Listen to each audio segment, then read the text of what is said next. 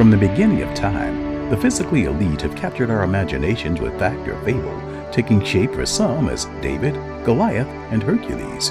The Greeks found a way to incorporate this fascination into a way of life as early as 776 BC. 2,000 years later, in 1948, the average person was facing and overcoming many hurdles in order to survive the aftermath of 2 world wars.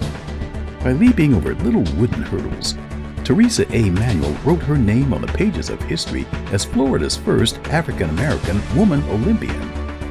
On January 7, 1926, Theresa A. Manuel was born, and thus began this story of a winner's journey.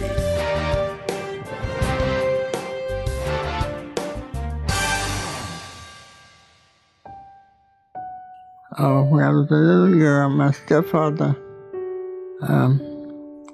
was coaching a boys' baseball team, and he started coaching the girls' softball team.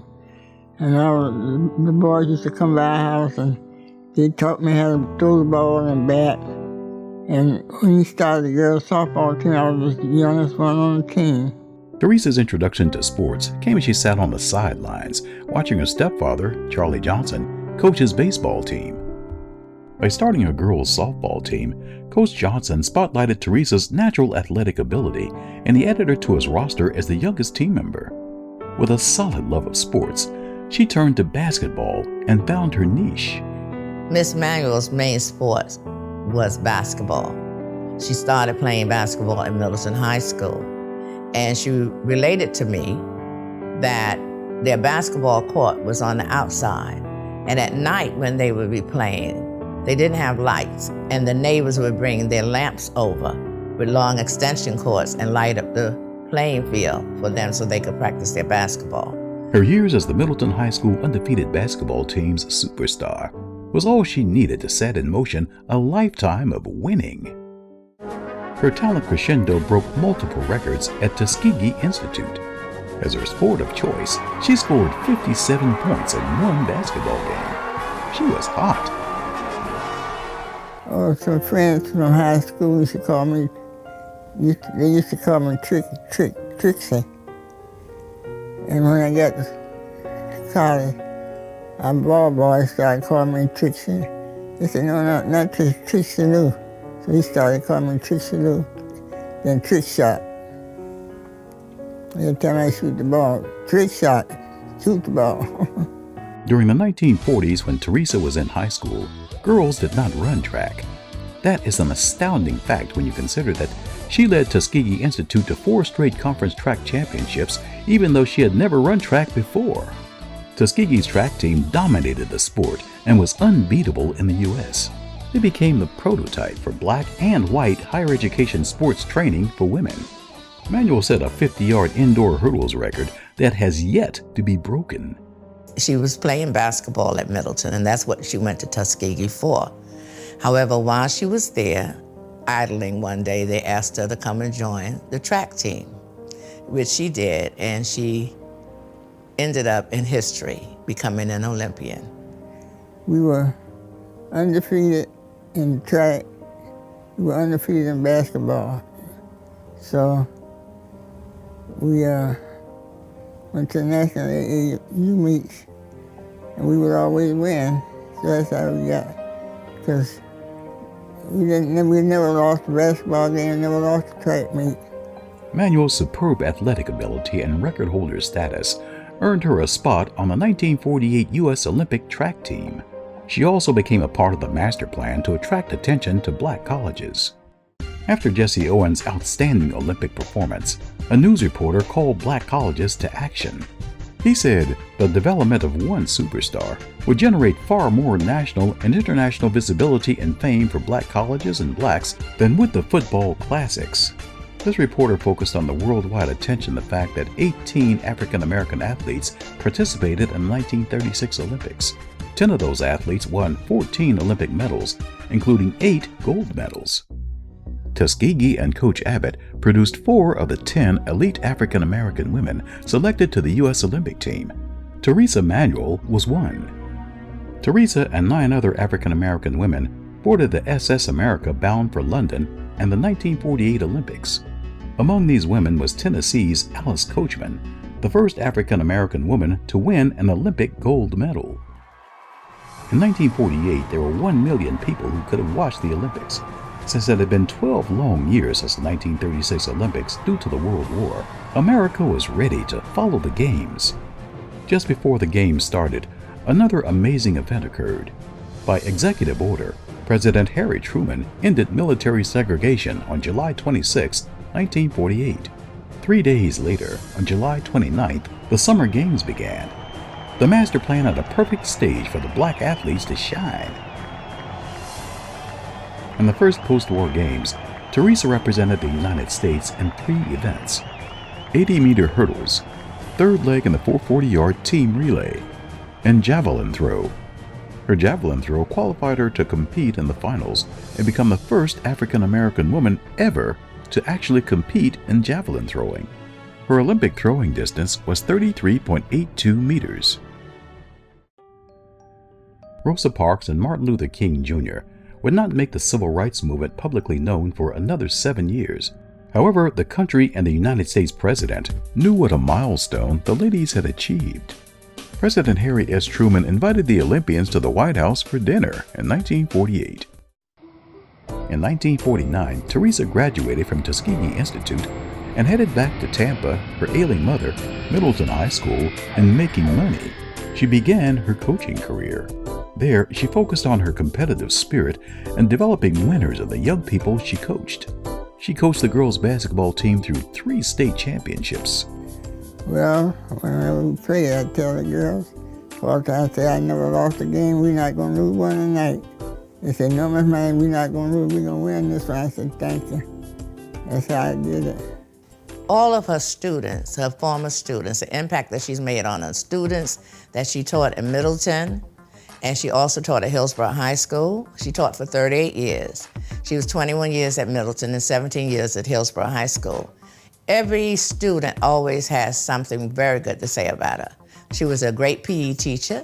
That's their favorite coach. She listened. She was very direct when it came to basketball and everything. She was a strong coach. She did not play any games, and but they hold her in the highest esteem. In other words, the old saying, when E.F. Hutton speaks, everybody listens. So when Theresa Manuel spoke, everybody listened, and they listened to whatever she said, and they did whatever she said.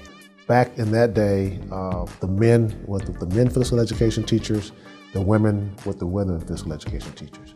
But she had a major impact on all students because of who she was, how she carried herself, and how she just spoke to you when she spoke to men and women. In 1975, Manuel makes history again by leading a successful initiation of girls' track and basketball teams at Hillsborough High School. She told her Hillsborough teams that she did not lose at Tuskegee. She did not lose at Middleton. You are not going to lose tonight. Go out there and win. And they did. Theresa Manuel was an amazing lady. Not only was she a tremendous Olympic athlete that we all wish we could aspire to be. We know that doesn't always happen for all of us, but she did it. And what an amazing story for her to do it in the time that she did it.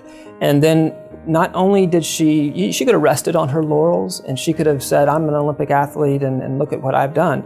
But what she chose to do is come back to her community. She came back to her community and she gave back. She was a great teacher and basketball coach and did great things for girls, and Theresa Manuel should be honored for that. I mean, not just for what she accomplished as a great athlete herself, but what she did in giving back to her community. Anyone who knows her as a teammate, coach, or friend says with conviction that Theresa A. Manuel is a winner, and she is all about the children. She'll ask you to do things, and everything she's asked me to do was for children. As you know, I'm a 31-year veteran in the public school system. I felt as though that she had a lot of opportunities to ask me to do other things, but she focused on students, children. Every time she's asked me to do something, it's all about children. I can't help but to admire her for that. In 1979, even though she has a humble spirit, She used her celebrity status to support the dreams of young people by lending her name to what was originally called the Manuel Relays, now known as the Manuel Griffin Frondorfer or MGF Games, with 27 Hillsborough County schools participating. She gave her name, her brand, to a high school track and field meet, which is a classic now. It's one of the go-to meets if you run a track in high school. Over the years, she rooted for and supported many students. One was Jeremiah Green, a triple jumper who won the state championship as a junior and senior. He went on to become the SEC champion as a sophomore at the University of Alabama. Theresa A. Manuel's name was also used for local and national efforts that benefited countless people around the country. Theresa was a guest of Governor Jeb Bush, his parents, President George H.W. and Barbara Bush, at the unveiling of the Verizon literacy poster aboard one of the Carnival Cruise Line ships in Miami. The Olympic Committee of the state of Florida used Manuel on the cover of the bid book presented to the National Olympic Committee. When the committee was formed to bring the 2012 Olympics to Tampa, apparently her name came up because two ladies that were working on the committee were personal friends of her and knew about her history in the Olympics. But Tampa at that time really did not know of her as an Olympian. They knew she was a coach, a high school basketball coach. And they gave her name to Mr. Ted Turinchek, and they contacted her. And she was made the poster person to be put on she was on the bid book that was presented to the United States Olympic Committee when they came to review the area. The legendary message that is paramount to Theresa A. Manuel is to be a winner. I just wanted to be a winner. Sure about that I can do. Maybe some thought I wouldn't do that I did do. Sometimes I would try me to come up to me. I said, just believe you're gonna win. Don't go out there and get down. You get down, say I'm gonna win this. And everything in mind, she's gonna be a winner, not a loser. Give her inspiration.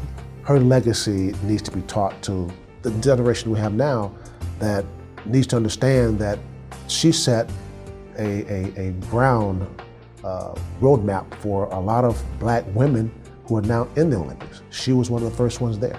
So that legacy must be taught, that legacy must go on, that Theresa Manuel is who she is and what she meant to not only blacks in Hillsborough County, but blacks across this world. The young people need to know who she is, what she did, how she acquired it, what she accomplished. And maybe there's somebody's child that her story will help them on their journey in life. I love her dearly. She's like a mother to me, and she deserves her story to be told, and children need this today. They need a lot of Theresa Manuels to be in their life, to show them how to play the game, how to play it fairly, how to win, and how to go on and succeed in your life.